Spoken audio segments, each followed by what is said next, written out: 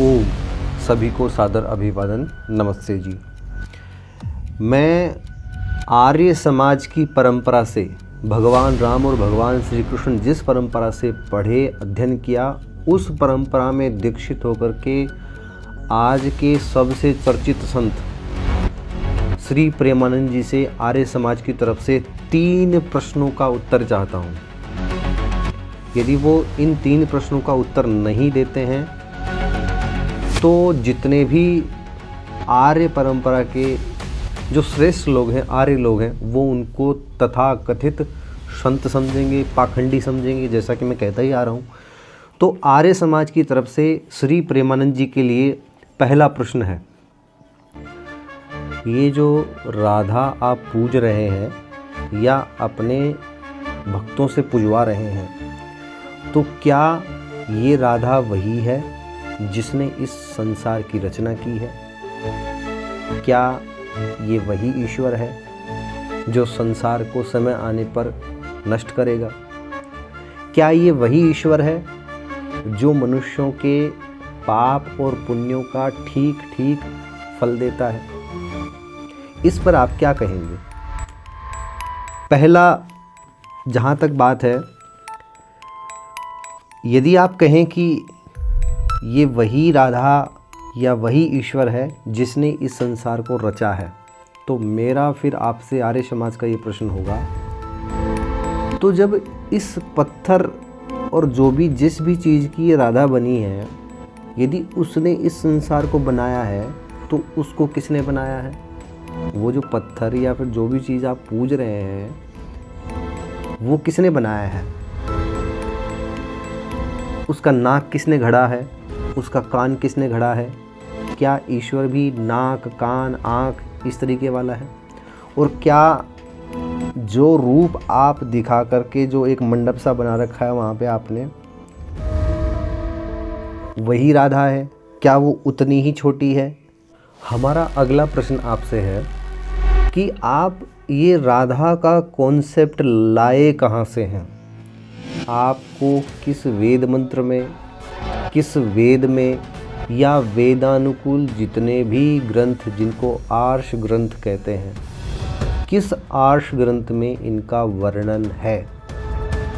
कहाँ से आप ये राधा नाम जो है जपने का विधान लोगों को बता रहे हैं? राधा, वो आप हमें राधा। दूसरी बात, जो आप कहें जी ग्रंथ का क्या है, ग्रंथ तो हम बता देंगे आपको, राधाष्टमी, गोपाष्टमी, फलानाष्टमी, ये पुराण, वो पुराण।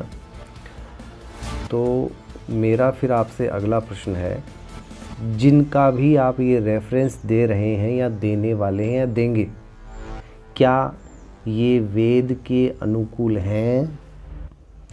जो कहो हैं तो फिर वेद में तो इसका विधान नहीं है।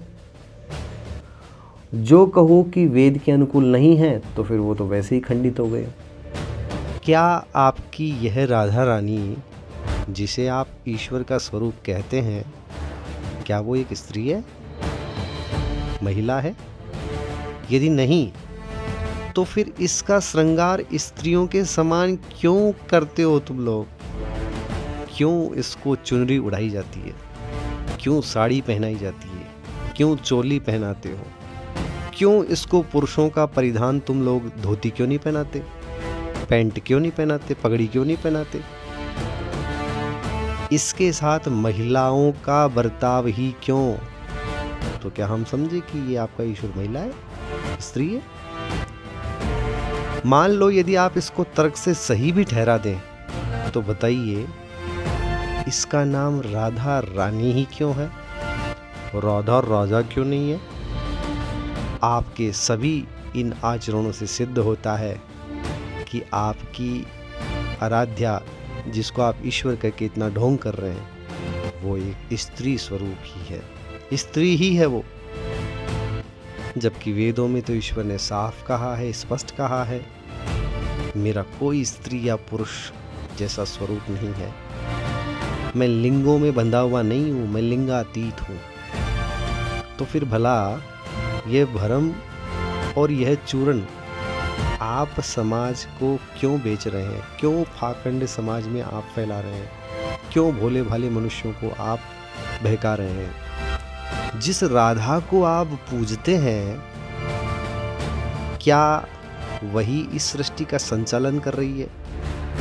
यदि आपका उत्तर हाँ है, तो फिर हमारा भैया प्रश्न है एक, जब वह संपूर्ण सृष्टि का संचालन कर रही है, तो आप भला उनको अपने हाथों से क्यों झुलाते हैं? क्यों उनके हवा पंखा करते हैं? क्यों उनको भोजन खिलाते हैं? जिस ईश्वर ने सबको अन्न दिया है, क्या उसे आप रसोई बनाकर खिलाएंगे? यह कैसी अंधभक्ति और मूर्खता है आपकी। हे बाबा, क्या आपकी बुद्धि घास चरने गई है?